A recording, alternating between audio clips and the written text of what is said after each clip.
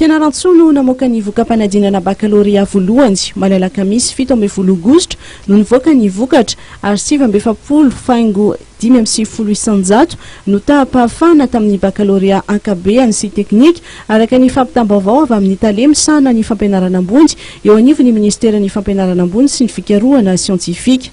1522 ny candidat de 924 ny afaka izay manome ny salanisa 60,71%. Série A2 17533 ny candidat 8390 no afaka manome ny salanisa 47,85%. Série C 535 ny candidat 313 no afaka manome ny salanisa 58,50%. Ny série D 4890 ny candidat 2526 no afaka manome salanisa 51,66%. Raha atao zany ny totalin'ny baccalauréat général de 24480 candidat à 12153 no afaka izay manome ny salanisa 49,64%. Raha ny amin'ny teknika indray zany dia 995 ny candidat ety amin'ny faritany fianarantsoa 563 no afaka zany hoe manome ny salanisa 56,58%. Ny teknolojia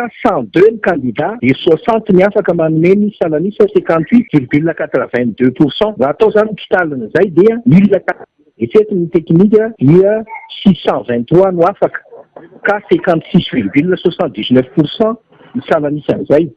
Raha atao zany totaly fahobeny baka rehetra taty fianarantsoa zany dia 25 577 zay ny candidat de 12 776 no afaka izay manome ny salanisa 49,95%. Mikasika an'Antananarivo manokana dia ny 4 Aogositra ho avy izao no natanterahana ny délibération ary raha tsy misy ny fiovana dia ny 5 Aogositra no hivoaka ny vokam-panadinana baccalauréat.